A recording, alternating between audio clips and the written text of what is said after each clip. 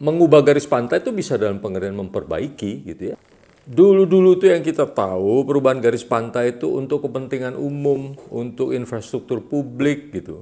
Tapi memang belakangan ini lah kok buat real estate gitu. Nah, pagar laut yang di Tangerang ini masalahnya bukanlah suatu kepentingan publik, tapi juga cara-caranya itu menipu ya menurut saya. Atau pagar lautnya adalah suatu rekayasa untuk mengawali suatu proses reklamasi. Jadi tidak bolehlah orang melakukan itu diam-diam gitu.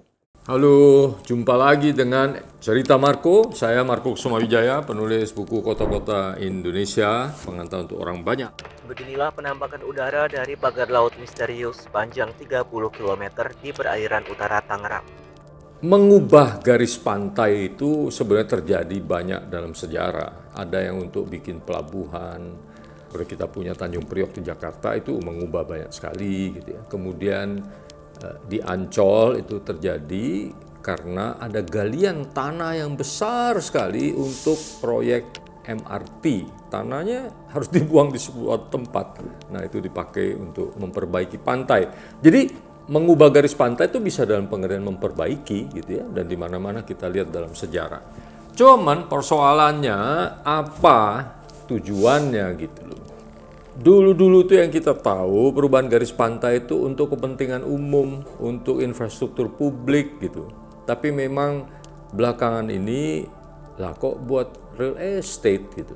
Juga kita tidak melihatnya hanya di Jakarta, tapi juga di Manado, di Makassar. Kalau di Makassar ada ceritanya di buku saya ini, karena itu menyangkut pantai yang legendaris yang disebut Losari di Makassar, itu yang sekarang hampir seluruhnya terhalang ke laut lepas oleh real estate. Jadi dia alih-alih suatu pantai laut lepas menjadi pantai sebuah danau besar gitu, dan tidak begitu baik dibandingkan dengan yang dulu.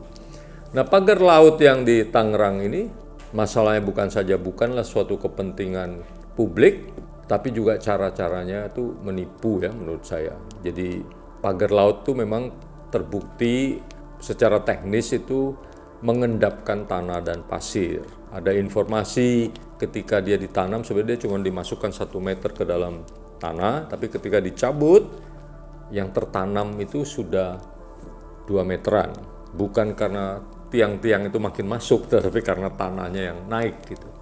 Dari sini kelihatan bahwa memang rekayasa atau pagar lautnya adalah suatu rekayasa untuk mengawali suatu proses reklamasi.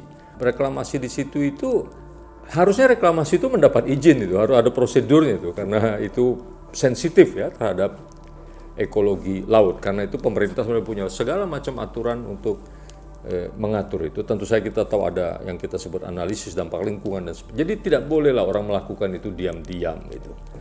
Apalagi sekarang katanya sampai ada HGB yang segala macam gitu.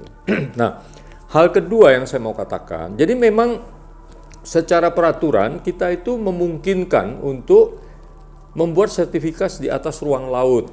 Tapi itu ada latar belakangnya. Latar belakang pertama adalah, kan ada bencana-bencana alam seperti tsunami yang menggerus tanah orang yang tadinya darat lalu menjadi laut. Lah kasihan dong orang ini, masa dia nggak boleh kembali di situ? Dia lalu mau tinggal kemana gitu ya. Jadi untuk itu memang dimungkinkan orang yang tanahnya tergerus, hilang, dia timbun kembali menjadi daratan. Kemudian jangan lupa kita ini punya kebudayaan-kebudayaan tertentu di Indonesia Timur yang hidupnya memang lepas pantai. Bahkan di Filipina, mereka ada di seluruh dunia sebenarnya, meskipun berasalnya katanya dari Indonesia Timur ya. Tapi mereka ada di Filipina, dilindungi hak-haknya untuk bermukim di atas laut. Dan karena itu kita juga mengizinkan mereka untuk mensertifikatkan ruang di atas laut yang bisa dijadikan daratan. Nah, yang terjadi di pagar laut di Teluk Banten ini, di Tangerang ini kan sempat diakui bahwa itu dulunya adalah tanah yang tergerus, tapi orang-orang sudah menganalisa dengan melihat peta-peta masa lampau sama sekali tidak ada daratan itu. Jadi ini jelas dari itu ya, dari perspektif itu melihat keadaan perkembangan daratan dan tepi pantai peta-peta lama itu jelas suatu upaya untuk diam-diam memulai suatu proses reklamasi, dan anehnya diam-diam sudah punya HGB. Menurut saya itu suatu penipuan dalam pengertian dua hal sih, satu prosesnya dan kedua tujuannya yang kita tidak tahu itu untuk publik atau untuk apa. Yang kita tahu ini pengembangnya memang biasanya mengembangkan real estate, jadi pasar bebas, bukan misalnya bikin pelabuhan atau bikin pasar untuk kepentingan publik. Nah, dalam hal itu menurut saya ini terus harus diselidiki. Kita dengar katanya kejaksaan menyerahkannya kepada polisi. Saya tidak tahu maknanya itu apa, saya bukan ahli hukum, tapi yang penting bagi saya jangan ditunda, karena hal ini sama sekali tidak sehat, melanggar kedaulatan kita atas ruang, kedaulatan negara atas ruang laut, dan laut itu penting dari segi lingkungan maupun dari segi sebetulnya mata pencaharian penduduk di pesisir. Kan juga sudah mulai ada cerita masyarakat terhalang ke laut oleh adanya pagar ini.